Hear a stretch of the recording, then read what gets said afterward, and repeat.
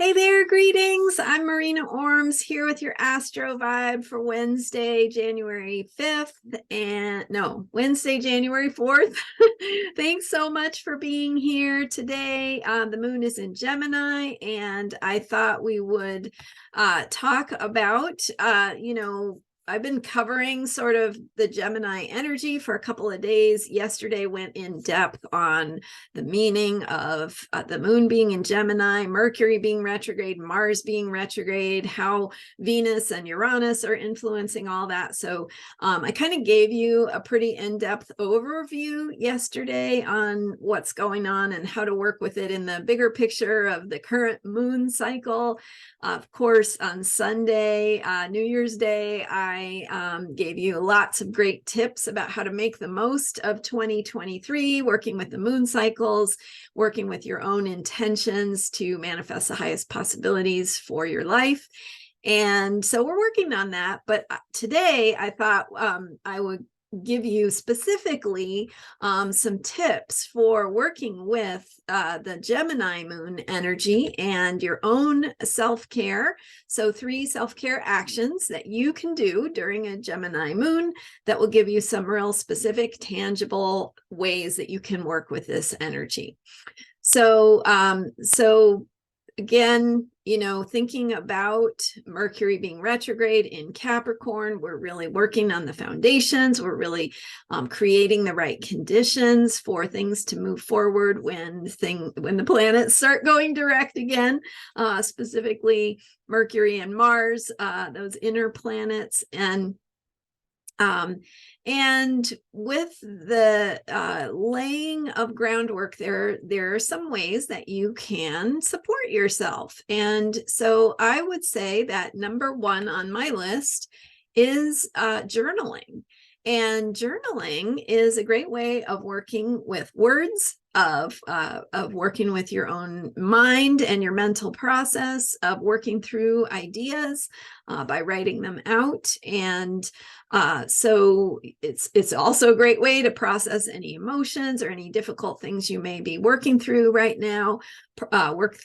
Support yourself on the emotional level through writing and working with your processing of ideas and the way that your thoughts are working. So specifically, if you really ask yourself, what is it that you want?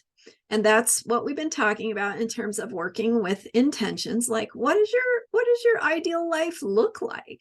What does it feel like when you get to that place of having the things that you wish you had, or that what is it that would make your life feel comfortable, joyful, abundant, and not just the things, but what are the ways that would feel for you to receive? And we've been talking a lot about Venus and receiving.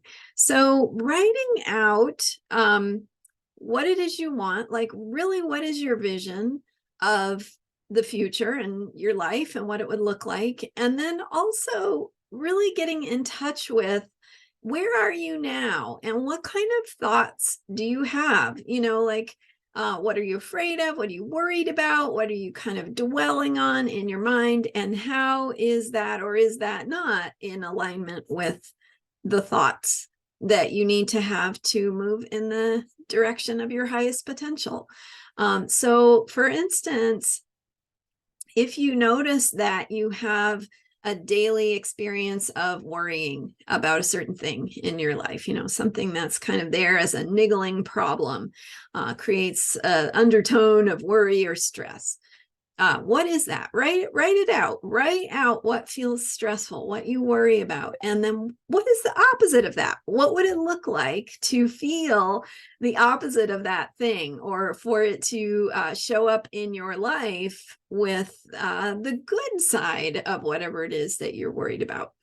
And then can you ask yourself to reframe your thoughts? When the worried thoughts come up, maybe you can replace one with this positive thought, instead of I'm worried about XYZ, I am open to receiving the opposite, and just kind of something that you can remind yourself to open to, because worry shuts us down. It makes us close off and feel like avenues are closing and we don't have these possibilities. So it's just about reminding ourselves that, hey, things could look different tomorrow.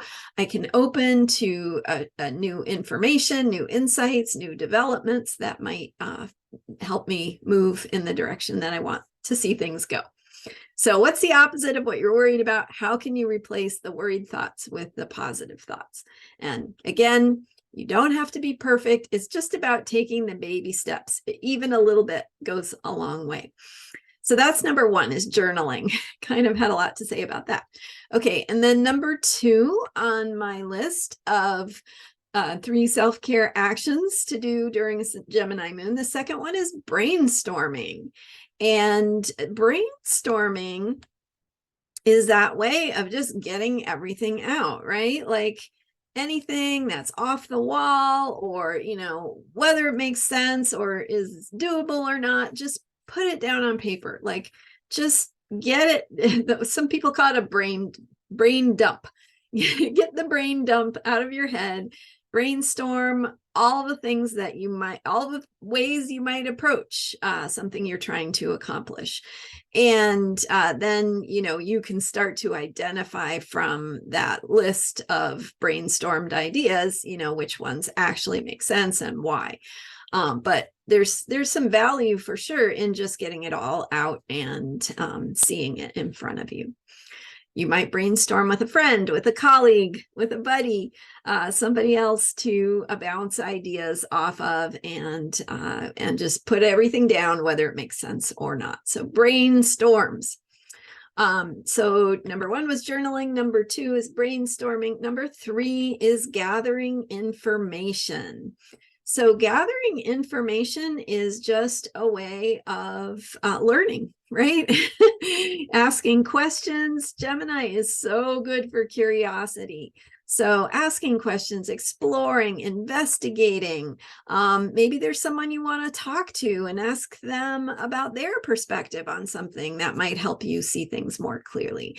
Maybe there's a book that might have some information for you. Maybe there's a website or a Google search that can help you find more about what you're looking for. So seeking out actively that information that's going to inform you, which helps you to create. So think about the word inform.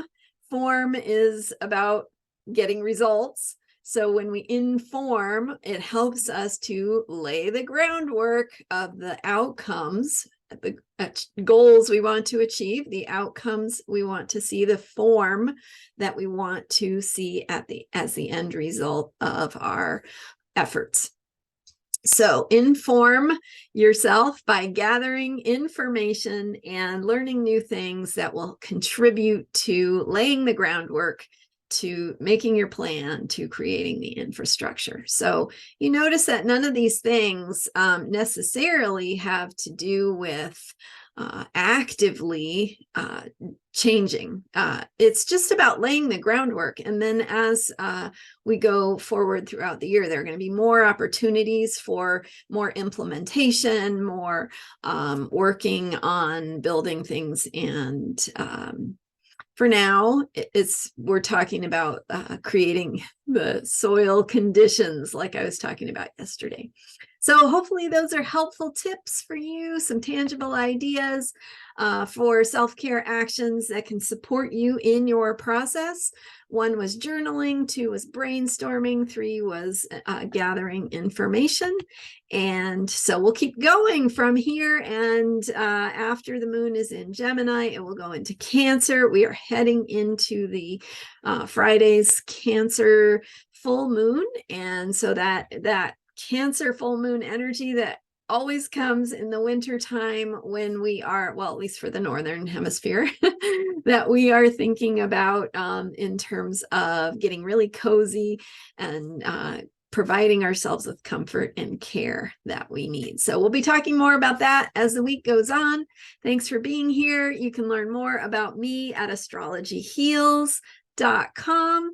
And thanks for subscribing and for all your support. I'll be here and I'll see you next time. be here tomorrow. Bye for now.